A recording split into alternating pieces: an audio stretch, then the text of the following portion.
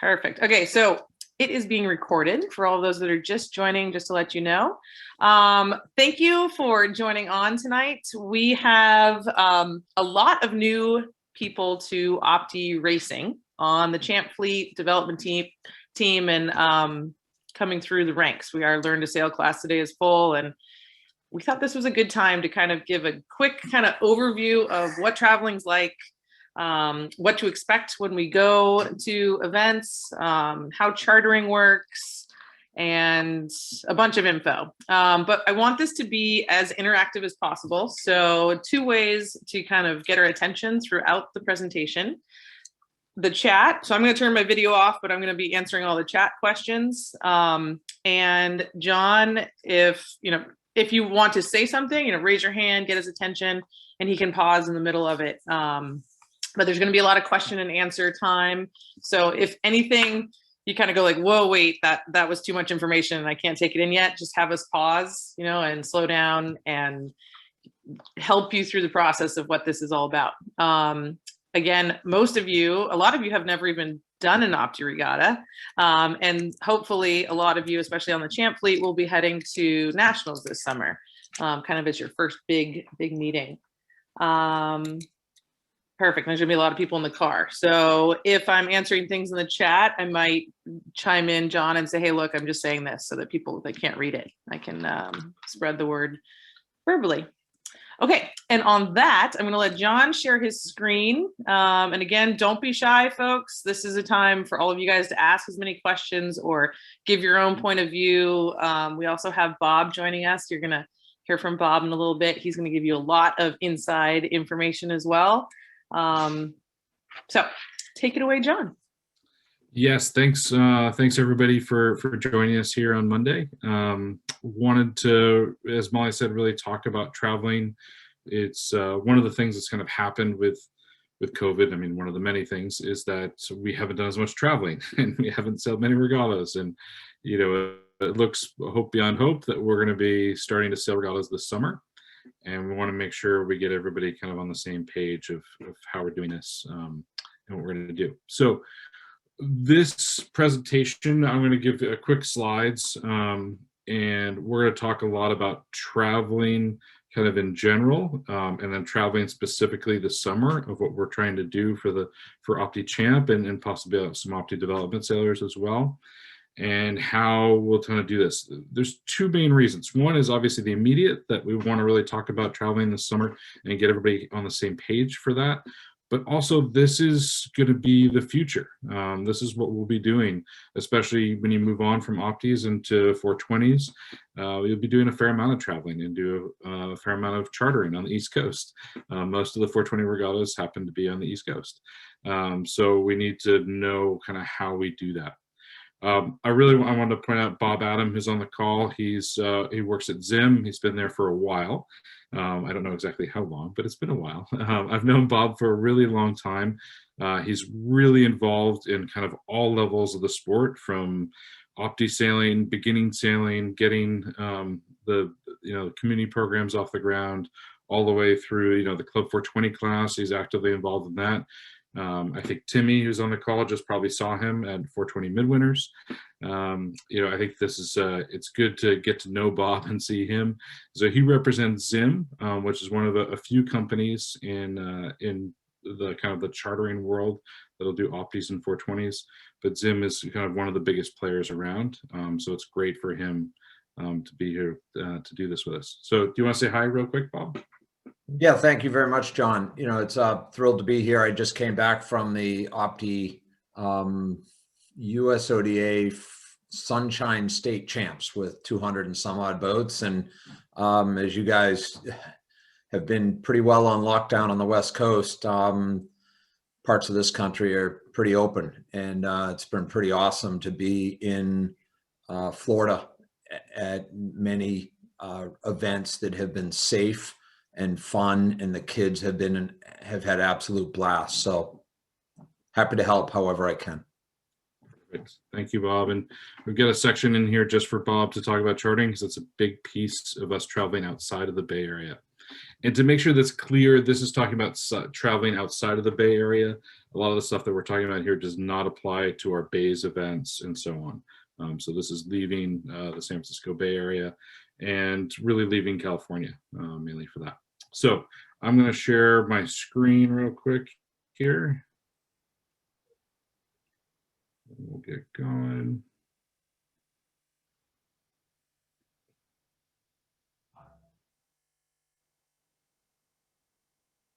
Sorry.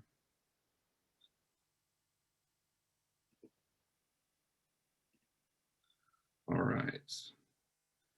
Okay. So as I said, this is going to apply not only to Opti traveling, but certainly it'll be kind of the future into 420 traveling as well. So the biggest thing is just real quick, why are we traveling? Why are we talking about this? First of all, probably everybody wants to get out of the house since it's been locked down for COVID, but in general, why we want to travel, it is probably the most fun thing of our sport, and which makes sailing pretty unique compared to most sports is that we are nation and worldwide. And it's from a very early on, from a very beginning youth level, it's one of the biggest things for our sport to do. And the Optimist class is actually the biggest class in the world. So there's Opti sailing going everywhere, which is fantastic for our athletes to meet other people from around the country. Now we're going to focus on sailing in the US right now, but we really want to make sure we get our sailors outside of the Bay Area and into kind of the bigger pond. For us, exposure outside of the Bay Area is big. Opti sailing has grown a lot in California and has certainly grown a lot in the Bay Area, but is much bigger everywhere else, really, especially on the East Coast. So us going to other events will expose the sailors to new kids, but also expose the sailors to new techniques, to new venues, new conditions, everything else.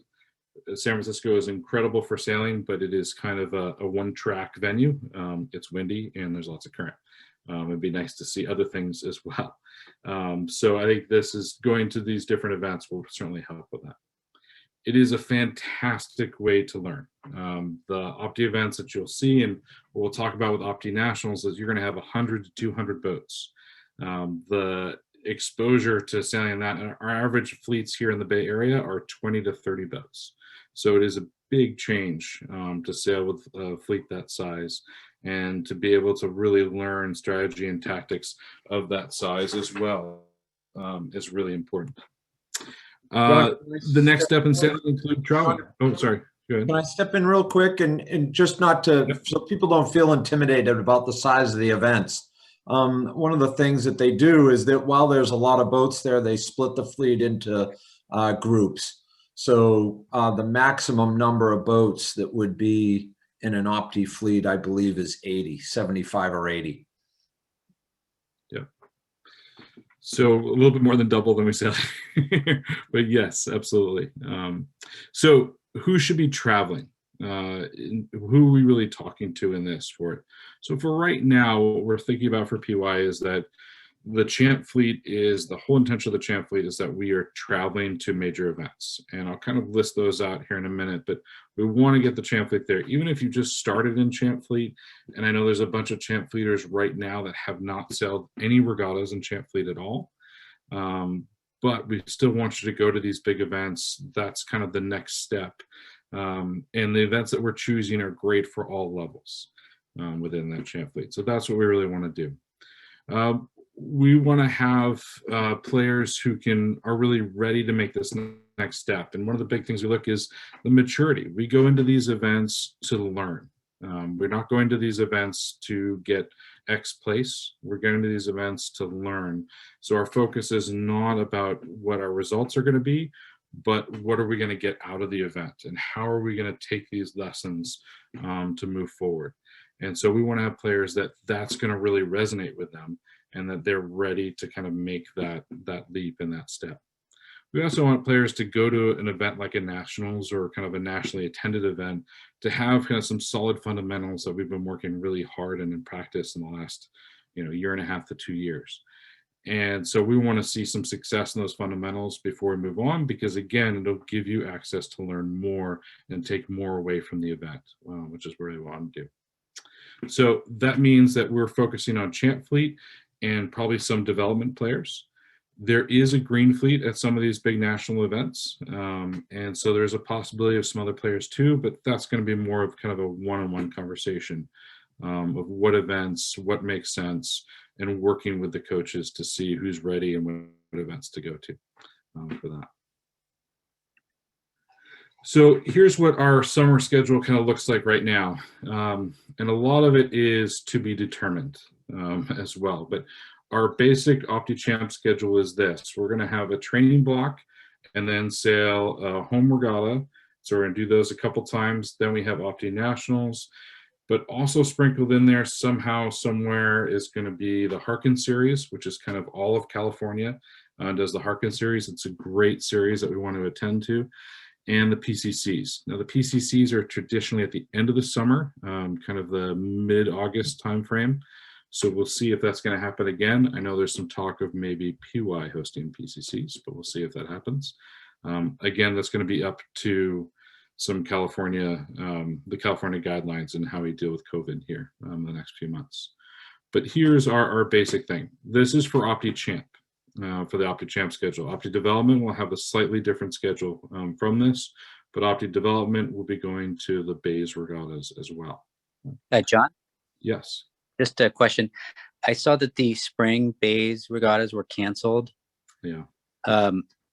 Is that's, I take it, just a done deal at this point? I mean, I'm just looking at that decision probably made sense, back in September, October, but things are just looking very different now. And it just seems like, especially hearing from somebody who just went to Florida, where the kids are all, out and about, safely competing, and just, I don't know how much of that is relevant to this group, but it just seems like a shame that that's not happening until June. So hey Russ, this is Molly. I am the Bays season for the regattas for this season were canceled. I want to say they made the decision about a month ago, and they made it public for the next two events. So they were always kind of waiting a week or two and updating. And they decided to cancel just for this season. My guess, especially with everything that's opening and people are starting to get vaccinated, is that there's no reason these Bays events would be canceled for the summer. Okay, thanks. Yeah, so this is the information that we're going on with right now. So, and then we know things will change, but this is what we've got for right now. So this is one of what our purpose is for the Opti Champ, is have a training block and have a regatta attached to it. So we can continue to learn through there. Our big event this summer that we're going to focus on is going to Opti Nationals in Norfolk, Virginia. It is a fantastic venue. It's kind of made for Opti Nationals. And it's a great first big event for everybody to go to. Even though it's called Opti Nationals, it's more of a national gathering. It's not. It is a national championship, and there'll be a national champion crowned. But a lot of times for nationals, a lot of the very top players are at international events during that time frame, and so we won't see them quite as much. And the levels at Opti Nationals are kind of all over the map, which I think fits our group right now really well. Again, we think that hopefully the Harkin series will come back some way, and we'll see how that will work. And then we're looking at PCCs again at the end of the summer. Somewhere here in California. Don't know exactly when that's going to be.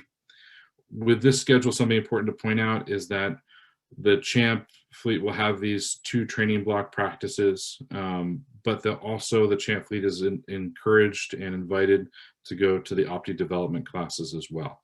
So Opti Champ will be invited to those classes too. There'll be more Opti development sailing at PYSF. So they're allowed to go and sign up for those as well. Any questions on that? I think offline in a different meeting, you can ask Molly about that. All right, moving through here. So if we travel outside of the Bay Area, we have a fee instead of doing a class fee. So this is for an Opti Nationals is all that we'd be talking about. All the Bays events are included with the tuition of the actual classes. But for outside of the Bay Area for the regatta, so in this case, Opti Nationals, it's $100 per day per sailor for any of the PY sailors. And this covers all the coaching, the coach boat charters. So we'll have to have a coach boat down there in Virginia, and all the coaching travel expenses. Right now, I'm signed on to coach Opti Nationals and go to Virginia. And then if we have a big interest and we kind of expand it, then we probably will add a second coach. But the fee stays the same. It's $100 per sailor per day from that. And this is the same fee that they do for 420s as well. So we kind of carry over the same thing for all of PY. Okay, let's talk a little bit about Opti Nationals and so how we would do this. So first off, registration and registering for the event is up to the sailors and families to register for these events. What we would be looking at, kind of the typical big East Coast event, is that we would arrive on July 23rd, and measurement starts opening. On their website, they're saying it's opening on the 24th and 25th. So when you go to a big event from this, you have to go through measurement. And this is a great time for us to practice. It makes sense for us too, because we're going to have a 3-hour time change, and I'm a firm believer in being able to get to the East Coast a little bit early and kind of get on that same time change. We're going to spend all this money and expense and time to get there. I want to make sure the event is the best it possibly can for us. So we'll have a couple of days of practice before the event goes, which would be great to learn the venue, get comfortable with the venue, know where everything is, kind of get our rhythm would be really big. Racing for Opti Nationals is a 4-day event. It's the 26th through 29th. Typically events, larger events, the kind of the national level events are going to be 3 or 4 days. Opti Nationals is 4 days. If you look at the 420 schedule, you look at North Americans is 4 days for 420s as well. So it kind of carries over this 3 to 4 day event as kind of a typical length for these bigger events. When we go to Opti Nationals, it's important for us to get practice on the venue, which makes a lot of sense. It makes a lot of sense for us to kind of deal with time change when we get there and be ready to go. The days at Opti Nationals will be long. There is a lot of, that goes with our sport. There's a lot of waiting for breeze sometimes, and sometimes there's not, which is great. But we need to make sure that we're prepared and ready for that as we go. I also think it's important, if we're going to take a trip and do this, that we are having a lot of fun and making sure that we have fun seeing the local area. Maybe this is the first time that anybody would see Old Dominion University or Norfolk in that area. There's lots to see there, big Navy town. I actually know it very, very well. I used to live right near there, and it's a great place to go and visit. And I think we want to incorporate that into our practices as well. Again, getting in a kind of daily rhythm and making life comfortable, I think is really important. Getting our schedule down, how long it takes us to get to the venue in the morning, how do we deal with traffic, local traffic, all that good stuff, making sure we find the right places to get water. And Coyote pump protector normal at carriage house. Well, mission could not notify this event because there is no destination. Sorry, that's me. I'm pumping water at the same time as doing this. I'm a water engineer by day. So that's the first time that's happened. Okay, so moving on. What to expect at Nationals. The big thing for me that I think is really important is that Opti Nationals is fantastic. It's a circus, and you can either enjoy the circus or it could overwhelm you. And I'm more for enjoying the circus.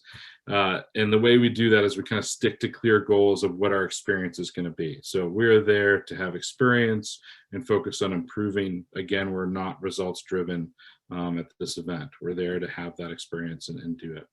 There's lots of distractions there for sure. I think having Bob here is going to be fantastic of getting kind of used to what the charter setup is going to be. And he'll talk about that here in just a minute. Dealing with measurement, this is going to be the first time that a lot of these sailors are going to deal with any sort of measurement from this. It's going to be a lot of logistics and a lot of craziness, but it's going to be great to deal with it. So it's pretty easy to kind of get through it, but there's going to be a lot of people. You can imagine 100 to 200 boats on the property. There's a lot going on at once. The big things that we're going to ask parents to help out with at the event is we'll probably need help at some point of kind of dealing with a coach boat charter, whether we're launching it or whether we're moving it around. That's something that we always ask parents to help us with if we need it. Helping us getting gas for the coach boat, food and water for the players every day there. It's going to be hot and humid in Virginia, so making sure that we are getting the appropriate food and liquid out there for them will be important. Team dinners, I think, is a must for us to get there and be there as a group, and a great way to debrief with food in our bellies as well. And then housing for these events. There's a lot of teams that kind of think differently in this, but you can either do a hotel there and kind of do a team hotel, or do kind of a couple Airbnbs or an Airbnb setup like that. I'm a big fan of doing that Airbnb and having the group together. I think that makes a lot of sense, or at least a couple, depending on how big the group is. It also helps a lot with getting food and kind of dealing with that as well. So different ideas for traveling for it. At this point, I wanted to turn it over to Bob and have him talk a little bit about chartering. Obviously coming from Zim, he's provided a lot of great information that you have here. I've basically cut and pasted this from what he sent me. So chartering is obviously crucial, because otherwise we don't have a boat on the other side. And so this is a big part of us traveling for it. So Bob, take it away. Thanks, John. Yeah, one of I guess the biggest, you've hit so many great points, and it actually brings back to a lot of memories of my first, our first Opti events with our kids. And I really like your idea of staying as a group in a house, because it's the memories like that that actually last a lot longer than any result at the regatta. So great job. One of the things we stress with our customers all the time is to plan ahead with your charter. It isn't as big a deal with an Opti as it is with a 420, but you should really be thinking to book your charter 1 to 3 months prior to the event. So we have a Google form you can fill out on our website, or shoot us an email and we have a PDF that we can send you out. What that asks for is it's all of our disclaimers and kind of the terms that we go through. And it just sort of tells you all the details that you need to know. As far as the fees, the hull is $300. And then you can either bring your own spars and foils, or you can charter them for us for a complete boat of $400. One of the things is, I don't know if we have and I can send the link onto the chat here, a travel case for your spars, which is a fishing pole case that travels free on the airlines. It's got wheels, and it's a pretty common way that the kids go. The boat includes everything except for your sail ties, your wind indicator, and your mast clamp. Okay, so you would bring your own sail. Some people choose to purchase a sail at the regatta and take delivery of it there. We do a tremendous amount of that. So you just let us know what sail number you have and order it beforehand, and we got that all sorted. Once you send in your charter fee, your form, the credit card is charged at some point thereafter. And then there are, typically that's a day before, the charter is, the amount is for the day before or thereabouts of the regatta. But if you wanted to be there a week before the regatta or many days before the regatta, then we would additional fees for that.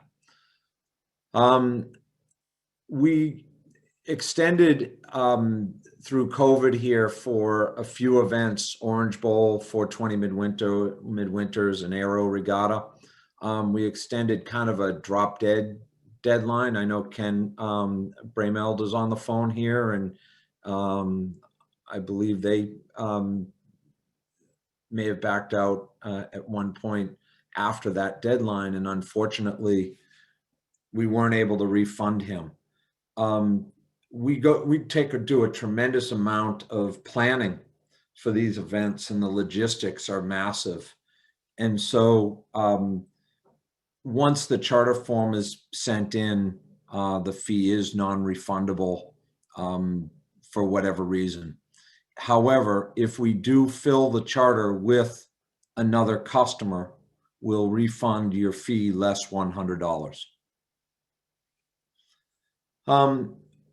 When you arrive at the event, you'll see we've got a pretty big blue trailer that has an Opti on the side and says Zim Sailing on it. You'll see that pretty easily. Just come to the trailer. You'll have a boat sitting there. Your name will be on the back of the boat. You'll have your name on the cover, top cover, and you'll have the name on your dolly.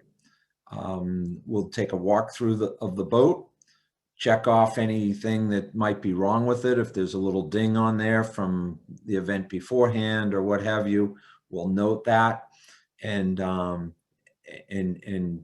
you're free to take your boat. Most of these big regattas, in fact, all these big regattas that you go to, they have the parking lot blocked off as it's actually striped off. Norfolk is pretty cool, and it's a massive parking lot that, while it might be a little warm on that parking lot, it gives plenty of area to spread out. And what they do is that they try to keep all of the teams together. So PY will have its own separate area of, 8 to 10 or 20 boats, or however many you bring. They're all going to be in that same general spot. We're on site during the regatta. We have, out of our parks and our big trailer that we can hold up to 20 some odd charter boats in, we have a full retail store. So if you forget something, us and other vendors are there to support the event, however you need be. I should mention that there's 2 other companies that typically go to these events, McLaughlin Boat Works and Simmons Boat Works. McLaughlin and Simmons both have gotten into more and more private transports of boats. So they actually, people buy a second boat and put on their trucks, and they go to regattas. We don't offer that service for many reasons, challenging to get into here. But when it comes down to chartering, McLaughlin has a few maybe, and we are the only other ones that solely charter at events. If you have a problem with your boat at any point in time, if you break something, if you get into a collision, we want to know about that right away. Okay, we want to know about that shortly after you come off the water at night. That makes us really happy. It bums us out quite a bit if we find out about that at 7, 8, 9, 10 o'clock in the morning as you're trying to go out on the water, and you come to us and tell us that you broke a tiller extension or broke a pintle or something. So that gives us plenty of time to react and be able to fix something at night. At Pack Up, we send a email around and try to communicate with people exactly what's going to happen. In all likelihood, you're just going to bring the boat back to exactly where you found it, and pretty straightforward. And we check it through, and you're free to go with an Opti. It's super easy for us to load the boat right back onto the trailer. When you get into 420s, you have to stick around and load the trailers. So what to bring? John mentioned how hot it is in Norfolk, and he's right. But you never know, we could have a 70-degree rainy day that's pretty nasty. And so be prepared bring all of your sailing gear, okay? And that will go a long ways to keeping your athletes comfortable. We do not include a 4-to-1 main sheet with our boats. So bringing your own main, you could feel free. We've got a tapered main sheet on our boat, 3-to-1 setup, no problem at all. But if you want your 4-to-1 system or that makes you feel comfortable, makes you feel like you're in your own boat, by all means, bring that. I always say bring a great attitude. John touched on this quite a bit. All of this he touched on, being prepared to have a great experience and go to the flow. 200 to 300 boat Opti regattas are a blast, and what it's done for my kids as they went off to college and knew people from all around the country, immediate friend group, peer group when they went to schools. Certainly a great sense of comfort, and it all came from really being 10, 11, 12 years old at Opti regattas. And John mentioned managing expectations, and I'll tell you what, it takes 5 to 10 large Opti regattas to sort of figure things out. So that's probably about all I've got. I think the other thing that I have, John, is that I wrote here in my notes. There was a couple of questions about measurement and whatnot. Yep. What they measure is they weigh your boat, they measure your spars, they measure your foils. In many instances, when we go to a nationals or where there's measurement involved, the measurement team is trying to do everything possible to limit the pressure put on the measurement team during measurement time, during standard measurement time. So what they'll say to the charter companies is, hey, when you get your boats over, bring them on over. We'll measure them before anyone even shows up. And that's worked out really well in the past, and hopefully that would happen in the future. So with that being said, hopefully there's a sticker on your stuff when you arrived. Can't guarantee it. And the only thing that you would need to do when you showed up would be to measure your sail. Okay. I think that's about all I've got, but free to answer any questions. That's awesome, Bob. Thank you very much. Really appreciate that and getting used to the chartering. For measurement, I actually, in another life, I was actually the Opti class measurer for a couple of years. It is a tough job for sure, but measurement's gotten better, I hope, from all that. I wanted to really take a minute right now to introduce, well, I don't need to introduce him, but to have Timmy come in and talk. As you guys know, that he has been coaching the Green Fleet and a little bit of development as well. He is a fantastic sailor and has done a lot of traveling in the 420 fleet in the last few years and seen lots of success, of course, as well.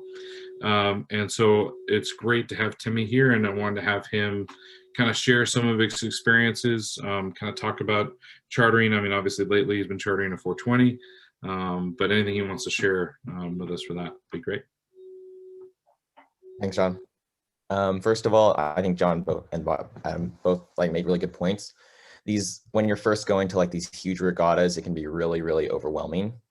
But as long as you just take a moment to just breathe in and really enjoy the moment, meet some people, ask a lot of questions, really focus on everything and try to relieve the pressure off yourself.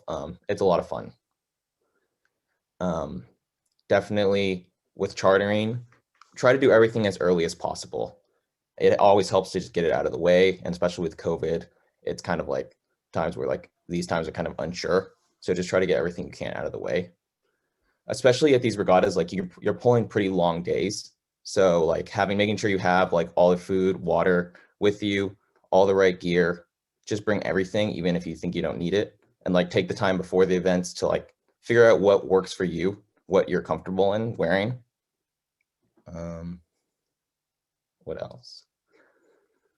Timmy, what's you just came back from 420 Midwinters in Florida. What's kind of a typical day for you kind of what's the timing and what is it like for you during a day at a regatta? Yeah, for sure. So usually the day before, what time you need to get there in the morning. It's usually going to be pretty early, around 8 8 to 9, maybe even earlier. Depends when the first start is. So you basically you wake up, make sure you try to eat a good breakfast if you can, like a lot of like protein and stuff. Get to the event, rig your boat, talk to your coach, check your boat, make sure your boat's like all ready for the boat for the day ahead, for the racing. Like you want to make sure you know the weather as well.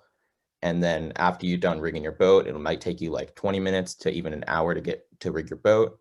You meet with your coach, talk about it's like sailing, like things to remember, talk about the weather, what to expect. Then finally, when it's time to go in the water, you can just go in the water and you're either like towing or you'll sail out to the race course. You'll know all that ahead of time. And so you'll hopefully be ready with that. I'm sure John will go over that with you. That's what like all the coaches normally do. And then once you're on the water, you'll know usually like roughly how many races, but once you're on the water, you'll find the race committee, find your coach. Before the races, you'll do a warm up, usually around like 20 minutes to an hour. You try to get on the water about an hour ahead of the first start so that you have enough time to do like a good warm up, do some tacks, jibes, like figure out your technique and everything so that you're warmed up and ready. And then the first start will happen. And once the first start happens, like if you're not in the first fleet to go, you'll be just waiting for your start and you'll be able to sail around and warm up still. And then once it's your turn, you can start and then you're on your first race. And then it basically just repeats race after race for the whole first day. After the racing's done, you'll know, like as you finish, you'll know if that was the last race. And then after every race, you want to check in with your coach. That's like the most important thing to do after every race, to get your food and water, to talk to them about the race, to debrief like what happened, what you can do better for next race. And then either the race will repeat or you'll like know what to do after that, whether you're towing in or going to do another race. And then once you're back on the land, like I think there are like two main things that are super important. First is like to check your boat. Anything can happen on the water. A sail tie could come loose and you don't know about it, anything. So it's really important that you check your boat fully to make sure that it's ready for the day ahead, the next day. And then also talk to your coach about that, about the day, what happened and what you can do better. And then that's it. And then after you talk to your coach, you can go home, eat dinner, get some rest, and then come back for the next day. I hope that wasn't too fast. That was awesome. Timmy, you are such a wealth of knowledge. It's the future Opti kid. This is like awesome to be able to hear from you. Can you give a quick summary? And I bet Bob would appreciate this part. Can you talk about packing up, like what the end of a regatta looks like? Because a lot of our newer parents and kids, when they start to travel, they don't realize what the end of the regatta looks like. Because you kind of think all about the racing and all of that part. And you're like, okay, regatta's over. But there is there's a lot of stuff left. How's the end go? So the end can definitely like be pretty hectic. Even though you've gone the racing done, it can still be hectic. And I mean, mostly it's dependent on when your flight home is. If you have kind of a late flight or you're flying out the next day, then you have time to pack up and de-rig your boat and everything. But if your flight is like, you have to get to the airport in like 2 hours, you kind of got to hurry up. So basically you want to just de-rig your boat first, like how you would normally de-rig it after a practice. But of course you're taking off your sails. So you got to take off your sail ties. It depends what gear you're bringing versus like what you're chartering.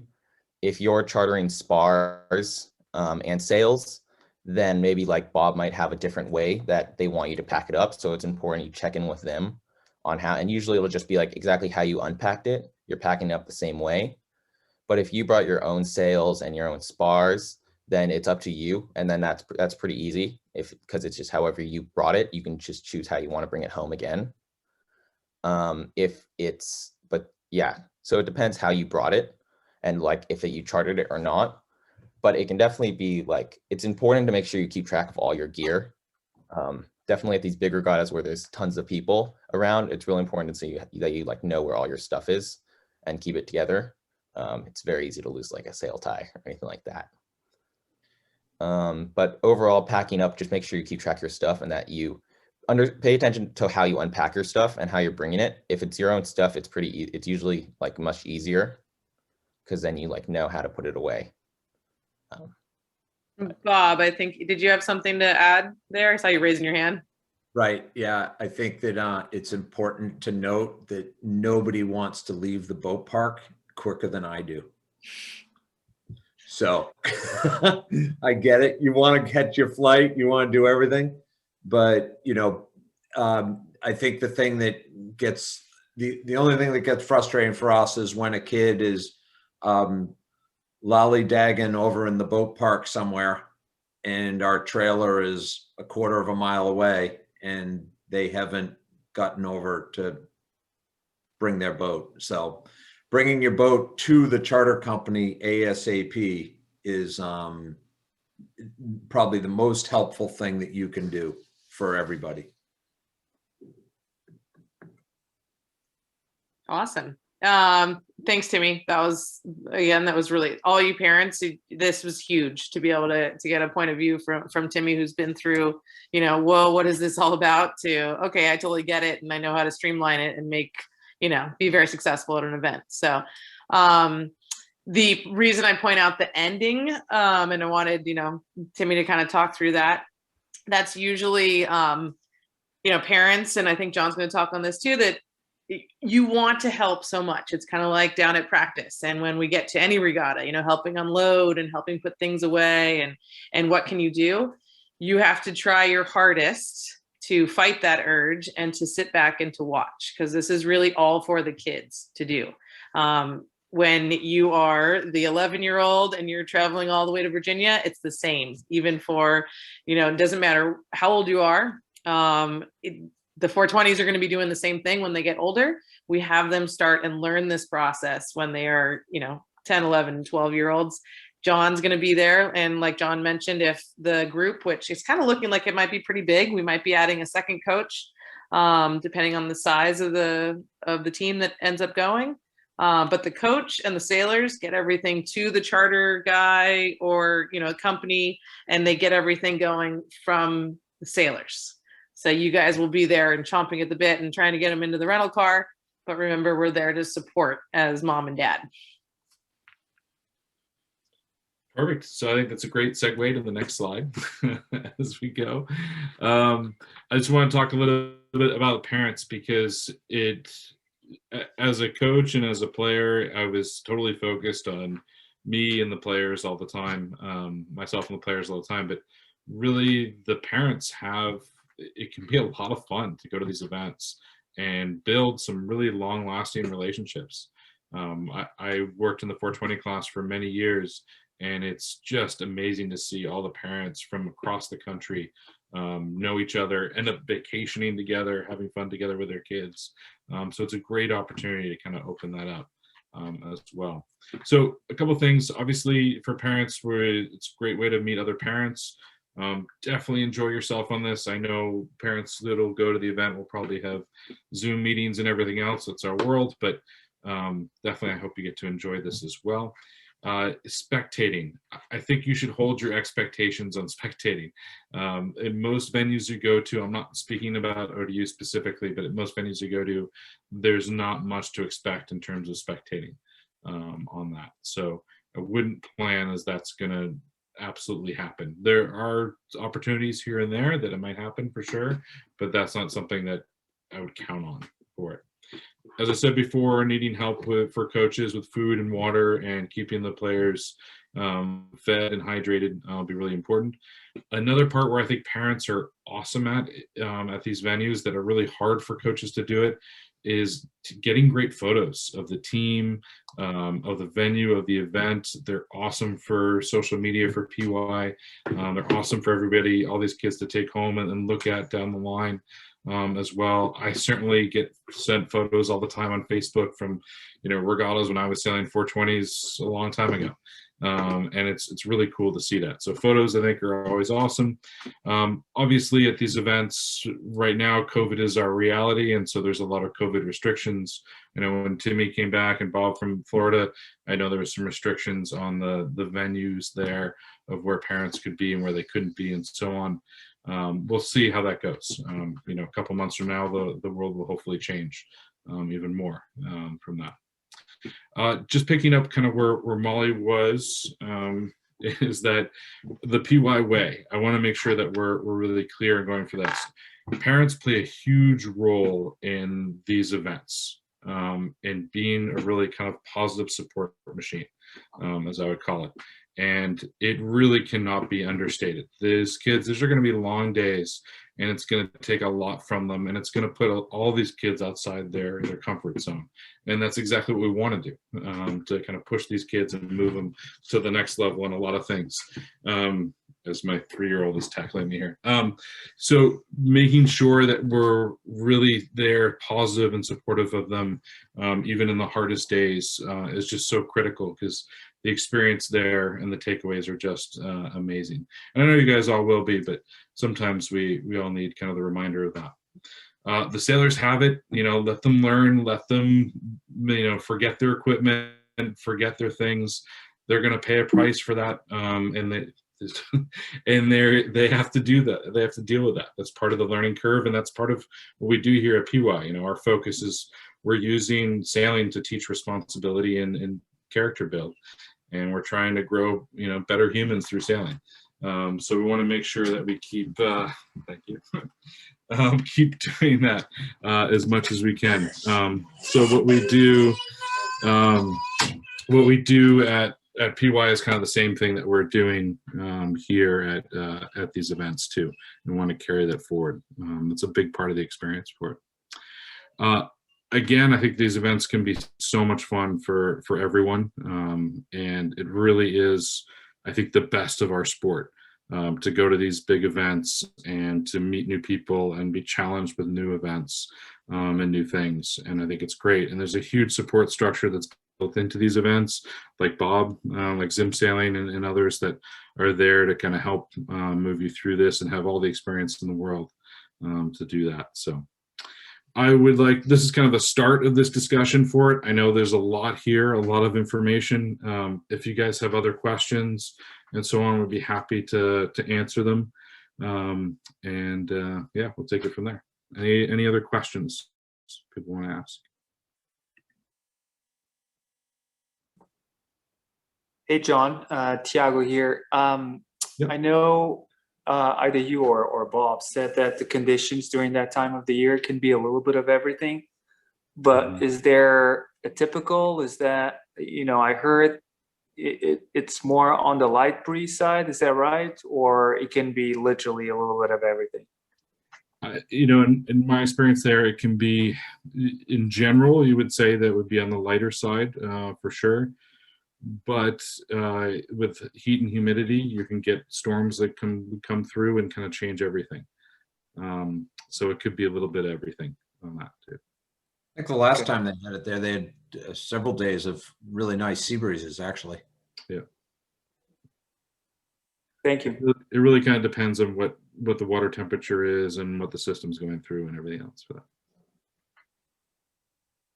What's the timing for accommodations that you'd recommend? For booking hotels so now. Does it fill up quickly and all that? Yeah, now. Okay. Yeah, it fills up quickly. So planning that out now, I think, is important. I think that's a great way why Molly's been kind of pushing this forward, is that I think as a PY group, we should start thinking about where we're going to stay and set that up now. Okay. And the registration for the regatta opens up how far in advance? Usually, actually, Bob, maybe you know better than I. When would registration open up these days? I think that it's probably all in the NOR, the notice of race that is on the website, the class website. I don't know that off the top of my head here. Okay. Yeah, I didn't see it online in their site. Someone asked what's the latest, and what they have with these events is they'll have, I'm just throwing out numbers, they'll have the $100 fee for Coyote pump protector alarm at carriage house well. Mission could not notify this event because there is no destination. Sorry about that. So then a month and a half before the regatta, there's an early late fee, which will maybe be $150. And then 3 weeks before the event, there'll be a $200 late fee. And then a week and a half before the event, you can't register anymore. Keeping in mind that they're limiting a lot of these events. I don't know what they're doing at this event. I don't know with the size parking lot and facility that they have. I don't know why they would limit it, but that could be some regulations within the state of Virginia. So if that's the case, if there's a limiting number of people, you want to be registering. If they say 9 a.m. on April 10th is the registration day, you want to be on there at 9 a.m. Sometimes on 3 different computers. With that being said, a lot of these events filled out, like the 420 Midwinters had 145 registrants, and they ended up with, I believe, 97 boats, and they took everybody off the waiting list. So that's how many people ended up just dropping out. Yeah. And we'll certainly, as the NOR gets published and out there and scheduling, we'll get that information out as well. The link is there in the presentation too for that as well. Great question. Any other questions?